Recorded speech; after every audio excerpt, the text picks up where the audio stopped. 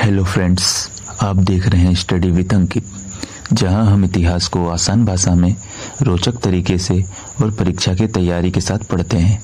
तो चलिए शुरू करते हैं आज का महत्वपूर्ण अध्याय। ध्यान से देखिए, नोट्स बनाइए और सीखिए स्मार्ट तरीके से। आज हम पढ़ेंगे मुगल साम्राज्य के सूर्यास्त के बारे में, 1707 से 1857 तक के बादशाह के बारे में। यह मुगल शासन के अंतिम दौर की कहानी है। यह औरंगजेब के बाद से लेकर 1857 की क्रांति तक की एक ऐतिहासिक यात्रा है।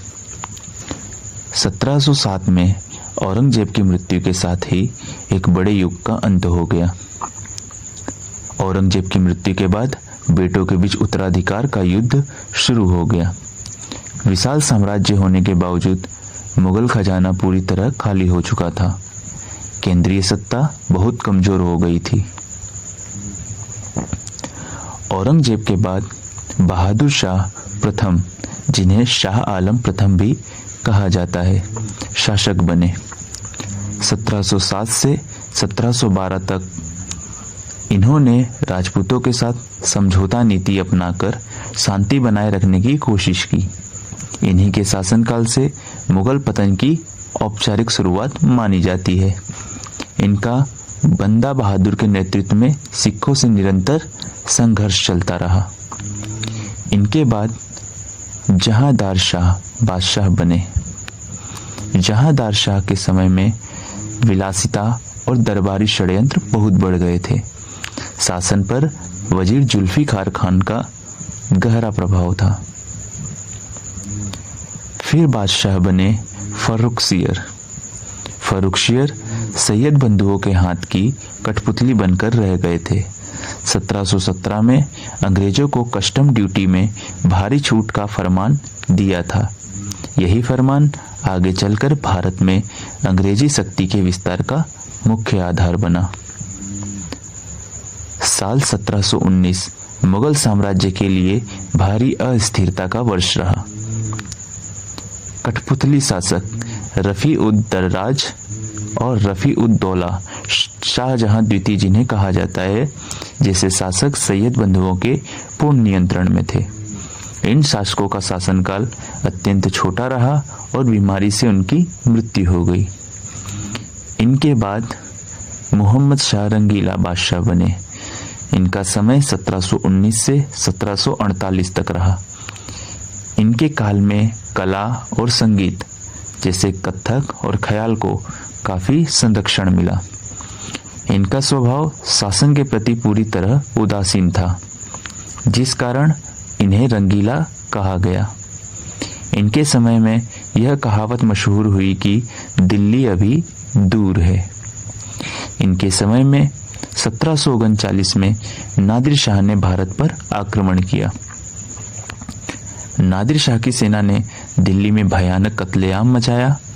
नादिर शाह अपने साथ कोहिनूर हीरा और मयूर सिंहासन, जिसे पीकॉक थ्रोन, लूटकर ले गया। इस आक्रमण से मुगल साम्राज्य की प्रतिष्ठा को भारी आघात पहुंचा। फिर बादशाह बने अहमद शाह बहादुर। इनके समय में प्रशासनिक कमजोरी बढ़ी और वजीर इमाद उल मुल्क का प्रभाव हावी रहा। फिर बादशाह बने आलमगीर द्वितीय। आलमगीर द्वितीय के समय 1757 में अहमद शाह अब्दाली का आक्रमण हुआ। अंत में वजीर द्वारा ही इनकी हत्या कर दी गई। फिर बादशाह बने शाह आलम द्वितीय। 1759 से 1806 इनके समय में मुगल सत्ता का असली पतन हुआ। बक्सर का युद्ध 1764 में मुगल सेना अंग्रेजों से हार गई। 1765 में इलाहाबाद की संधि हुई, जिसके तहत अंग्रेजों को बंगाल की दीवानी लगान वसूल करने का अधिकार मिल गया। इसके बाद वास्तविक सत्ता पूरी तरह से अंग्रेजों के हाथ में चली गई। इनके समय में दिल्ली पर अंग्रेजों का अधिकार हो गया। इनके बाद बादशाह बने अकबर द्वितीय। 1806 से 1837 तक। ये सिर्फ नाम मात्र के बादशाह थे और अंग्रेजों की पेंशन पर निर्भर थे। इन्होंने ही राजा राम मोहन राय को राजा की उपाधि दी थी। 1835 में मुगल सम्राट का नाम सिक्कों से हटा दिया गया। इसके बाद मुगल साम्राज्य के अंतिम बादशाह बने बहादुर शाह जफर। 1837 से 1857 तक का इनका समय था। ये मुगल वंश के अंतिम चिराग और अंतिम सम्राट थे। इन्होंने 1857 के प्रथम स्वतंत्रता संग्राम के विद्रोह का नेतृत्व किया। 1858 में उन्हें रंगून निर्वासित कर दिया गया, जहां मुगल साम्राज्य का हमेशा के लिए अंत हो गया। साम्राज्य के पतन के मुख्य कारणों में अयोग्य उत्तराधिकारी, विदेशी आक्रमण, दरबारी षड्यंत्र और अंग्रेजी तकनीक का उदय शामिल था।